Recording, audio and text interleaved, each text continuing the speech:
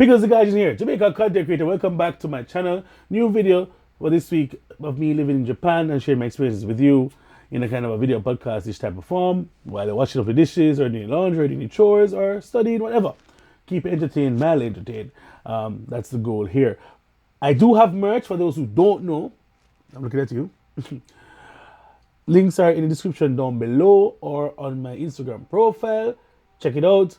It's winter time, it's fall season, it's getting colder wherever you are.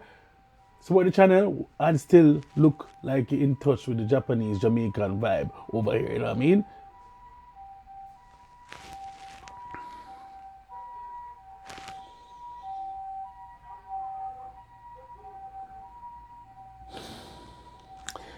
The ambulances and fire services and police are drive so slowly here in Japan.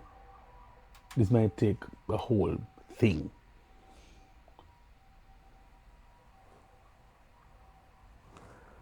Hurry up! Oh my God, let me just.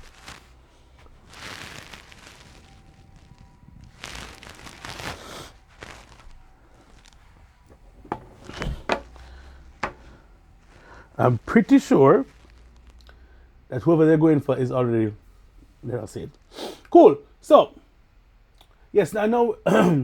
Right. And of course, you know, I've been in Japan for 10 years and I just want to share stuff that's happening with me here as well as other person's experiences, if you'd have me. Now, we're living in times where we're unable to critically analyze a lot of things. One. Two, we are forced to choose sides. Now, a lot of things in life are not mutually exclusive. All right? And two things can be true at the same time. And it's just interesting how, especially with the advent of social media, how everything you have to pick a side is a X or Y. It's so binary. Crap, am I saying something? No, right. So why is it either 0 or 1 or yes or no?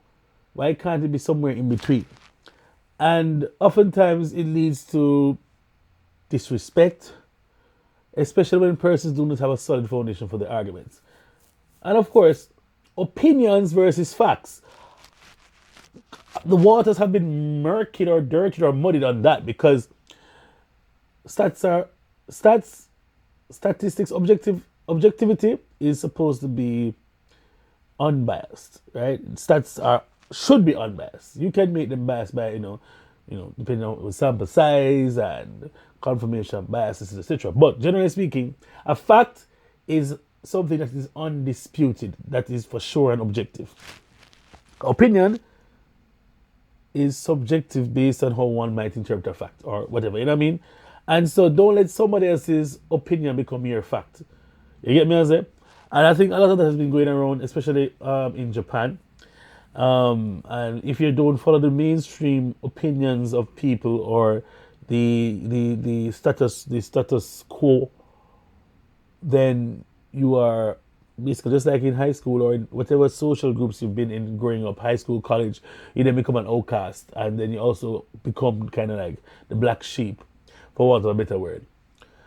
Apparently I'm not supposed to talk about races because I talk about it too much. But anyway, it is what it is. It is what it is at the end of the day, because a lot of persons don't understand. I was talking to my good friend, basically my brother, Robert, on the train going to Tokyo the other day. And he mentioned to me that, you're kind of, recently I noticed you've been kind of hitting these points. And for persons who don't know me, it may come off like I'm trying to race bait or try to be controversial. But race or the social construct of race has been a part of my life throughout every phase of my life. Whether it's racism or discrimination or colorism, whatever you want to call it. Growing up in Jamaica, we quote unquote don't have racism, but we have something called colorism. The lighter your skin is, the better it is for you. I think it's a Caribbean thing actually, if I'm being totally honest. I'm not sure. But it's stemming back from slavery, colonial times, where the mulattoes, the mix between the black and the white, the slave owners used to, do stuff to the slaves. And when the babies were born, some of them would be killed, some of them would be taken into the house.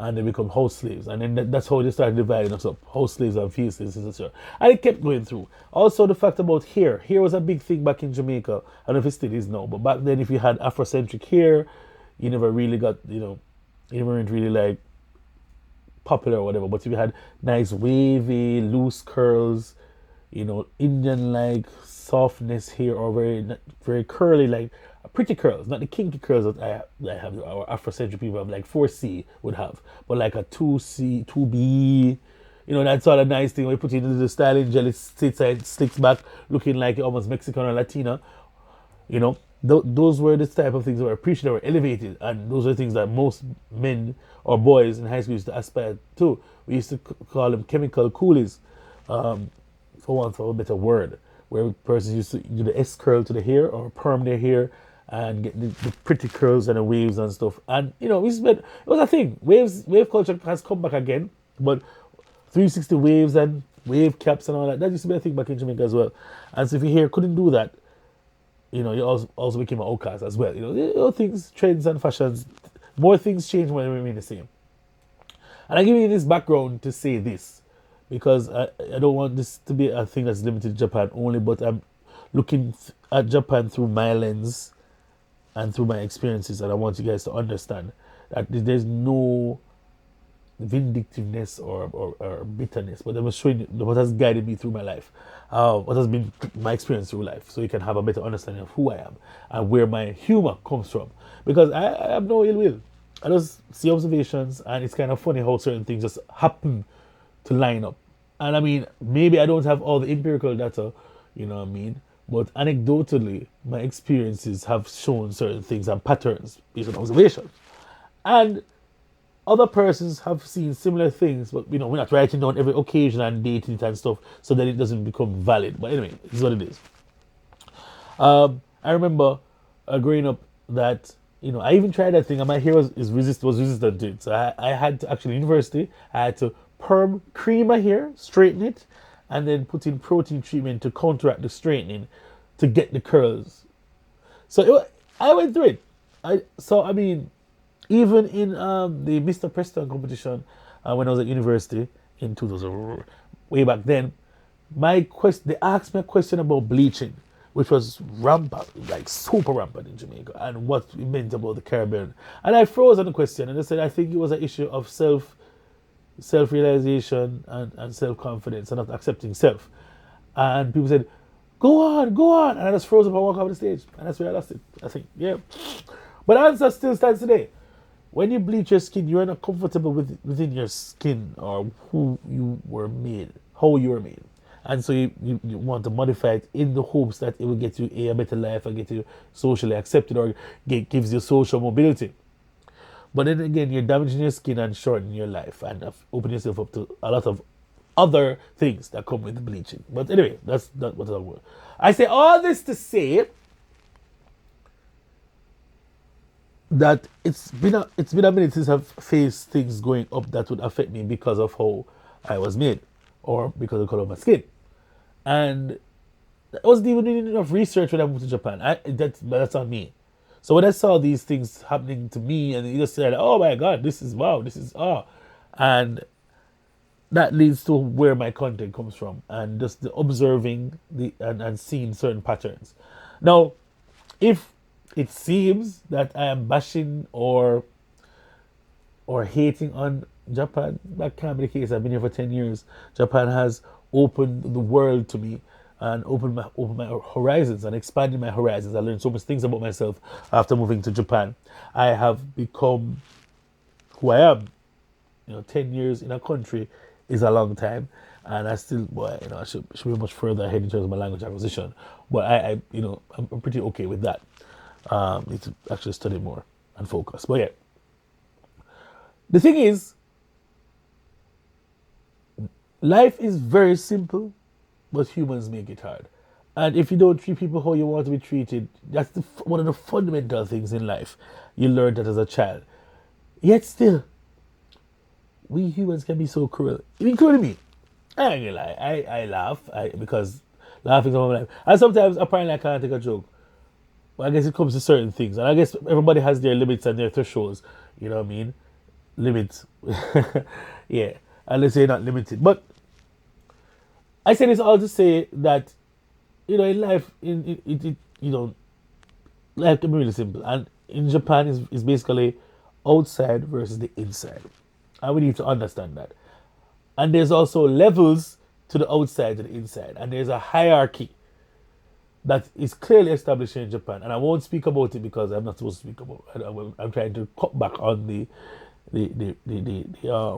racial issues, but it's something that you can't avoid, and that's a problem with us today. We try to avoid a lot of things that are staring us in the face. How can we change things if we keep avoiding it and not addressing those things?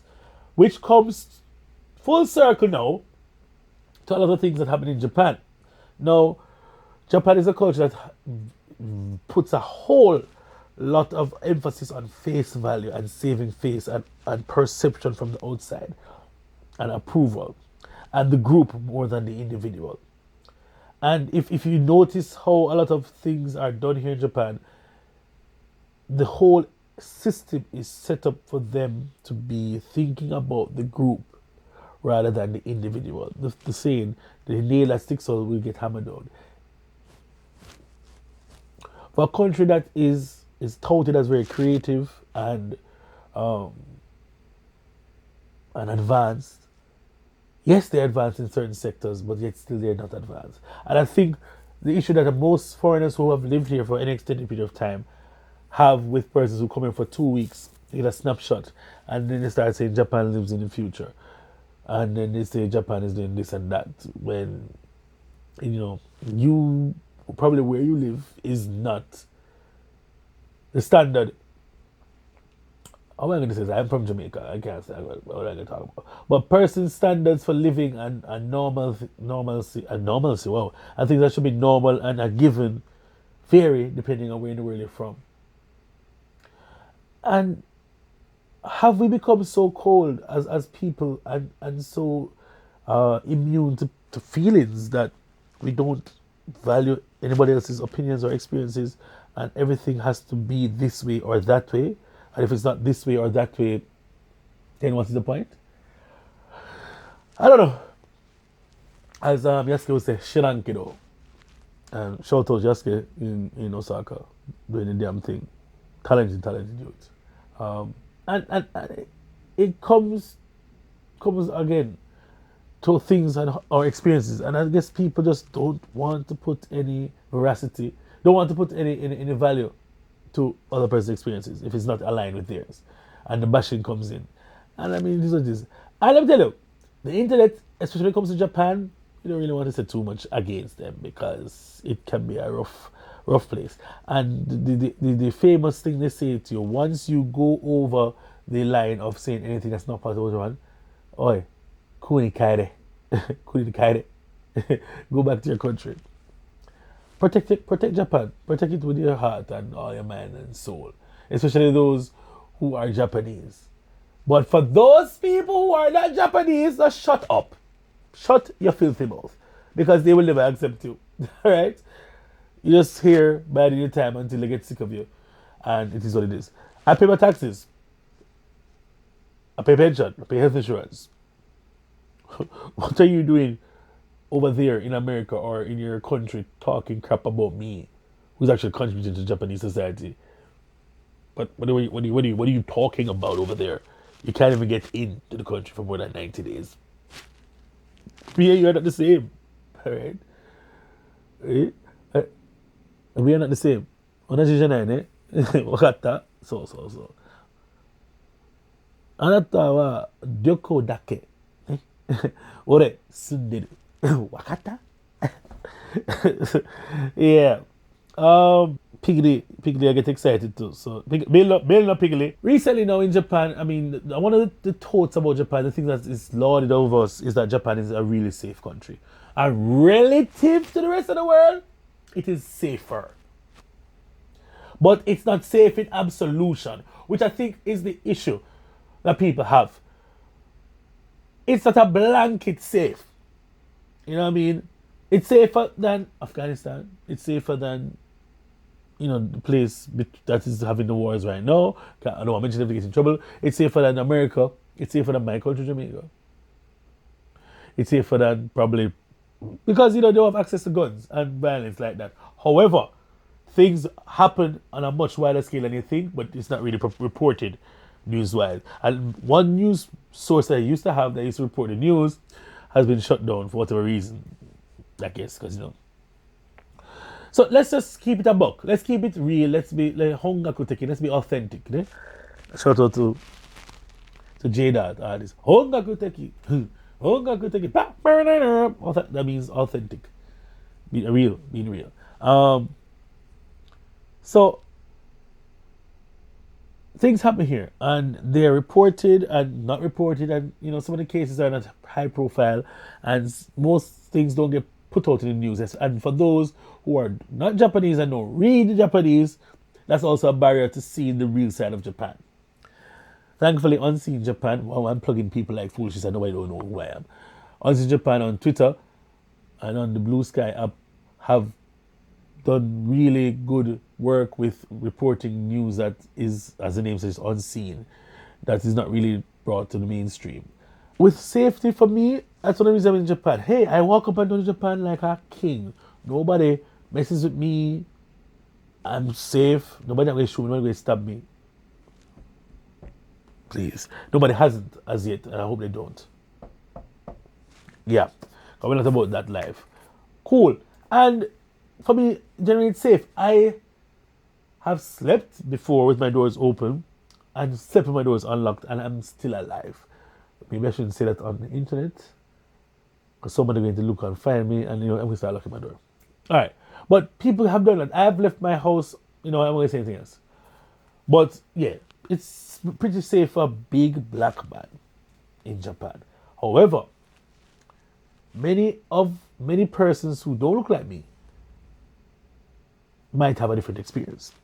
A lot of women have not so pleasant experiences in Japan. Japanese women, foreign women are all the same, apparently, in this country. Because you have to have a woman's only car during rush hour. And I wonder what's the reason why for that. Because it's not safe for women to be generally in a packed car with so many men. And a country that doesn't seem to speak about sex a lot, but it is. They claim they're not having enough sex, but they're not having enough babies because they're not having enough traditional sex. So there's a whole chicken thing, which is like the pervert touching on the train. Packed trains, you can't move. Trust me, I have been in trains already that I have been pinned against the door, and only because I'm a big black man, why they haven't been more closer to me. I had to like hold my girl like this. But that's the couple places where Japanese people don't respect your personal space. The train, and like to get in the train like rush hour or the last train, they don't give a crap, especially in Tokyo. Busy places like that, they come in and cram up and they just push, they just back it up. If you don't believe me, go online, or just if you live in Japan, anybody can back me up on this. Men, women, old, young, back their ass up in the train like they were listening to Juvenile. They back it up and squeeze and go in and try to make sure the door is closed in front of them. I'm not into that. I am in no rush to get anywhere in Japan, generally. So yeah. So I did a video on Instagram, I'm going to show a video about this girl that was, this employee at a girls' bar that was attacked by one of her, I'm going to assume is a client or someone who has a relationship with her, because she was 20 and he's about 40, and he just, in Sapporo, got some gas and light the place, injured himself and 3 other people because of relationship issues. Now, girls' bars, let me be frank with you, it's not a place that appeals to me, because I don't see the appeal of paying somebody to talk to you and you're not guaranteed any. Oh, wait, let me stop. I guess it's just more formalized, because in general, as a man, if you're dating, you are actually spending money for somebody to spend time with you indirectly, but you don't have to spend the money, I guess, but you do, because wow, is just girls were taking out the awkwardness of trying to meet people. But but obviously it's okay to have multiple persons or multiple clients. Now apparently I'm going to assume this guy was jealous of her seeing other people, or she wasn't returning his calls, he was getting weird and possessive and led to that. Something like that. Very common story here in Japan. And it's not the first time I had a friend that a man broke into the house and was pleasuring himself while she was sleeping over her. And when she woke up and caught him, nigga bust. I think he reached his point of no return and jumped out of the house. But he was masked and she tried to chase him down and got injured. Now, I don't know about you, but I don't know how I feel. I sleep on my back and with my mouth open sometimes. That's a scary thing. You know, I have sleep apnea, so I have a mask, so maybe that's what. But before I used to sleep with my mouth open a lot and snore. Can you imagine somebody coming into your house, or what for a better word, breaking into your apartment or your house, or opening the balcony door and coming in and pleasuring themselves so that while you sleep, because it's whatever. To me, that does give me, So for her, she would never say Japan is a safe place. Like, how could you? You know what I mean? Also, people's underwear have been stolen. That's why women usually are put on the second or third floor of apartment buildings, because people are stealing their underwear. I don't know who, if it's men or women, because you don't want to generalize these days. But yeah, out here in Japan, it's crazy, fam. A lot of things happen that are not really being spoken about. If you go to any of these districts, nightlife districts, of course, anyway, the word red light districts where they have violence. Street violence, people drunk, doing nothing. But Japan has a lot of repressed anger, repressed emotion, and I guess when they get drunk and inebriated, they get to release all that pent up stuff. Well, it's a vibe in terms of what you can accomplish in different cities. Each city has a different vibe, and I talk about it in the next video because I don't want the video to go too long. But depending on where you are, you can really make a name for yourself. And if you actually have talent, I'm sure it will come through. You just have to make the right connections, just like anywhere else in the world. And I really like to see my people win, especially my foreign people, because there's enough bread for us to eat out here if we really want to. But, of course, again, the mentality of, scarcity and people just not really wanting to sharing. It's just something that has affected us from the beginning of time. Hoarding of resources when there's enough for everybody in the world to be satisfied. But the need to be in excess is something that has plagued us. This video was It's a lot about Japan, not much about Japan, but about me. And I guess this might not do too well, but I really don't care, because they're just talking up the facts. One thing I won't do is tell you a lie. I may tell a joke, like Chelsea say, but I will never tell you a lie. So this was the Konnichi Wahgwan podcast. A lot of rambling. Hopefully you get some value out of it. If you like these type of videos, make sure to subscribe, link, comment what you want to hear about next, and I'll see you guys in the next video coming soon. We'll try to put out more of these like once a week again. All right, and maybe we'll have a live show over the Christmas holidays. Who knows? All right, because the guy about loving peace. Because the guy. Oh wow! Look at me being an idiot and not self-promoting. Yeah. One of the things I find with myself, if you made this part of the video, please hashtag Pickles. I love Pickles. No. Hashtag I made it if you made it to this part of the video. Chill. Hashtag PDG if you made it to this point of the video. I'm putting out a rhythm EP with my friend Gizmo, the Trini, and Robert, DJ Heat, Hot Vibes Production, dropping around December 14. Soca EP, Soca Rhythm EP. So please, guys, go and stream it to rent up. My name is Dreamazing on Spotify. Follow Gizmo as well on Spotify as well, and Hotter Vibes on Instagram. We're doing some way to work on some more things in the future, and just some more music and me promoting myself. I actually can sing. I don't know why I keep not singing stuff, but yeah, I'm kind of stuff right now. My voice kind of weird. Winter, I hate winter. Hate it. Well, yeah, big up on yourself. If you can't be good, be creative. Make sure you just treat people how you want to be treated. Life is simple, but we as humans make it hard. Make sure you get the merch. Cop the merch, please. I'm begging you. Cop one merch. Help me support my channel. Help me get better. And yeah, big things coming up. I have more good news going forward, but I can't release it. No. All right, big up yourself. Pegos de Gaijin. Jamaican creator. Talking about Konnichi Wahgwan podcast in Japan. Bigger agent, Jamaican creator. Ikimashou! Boom!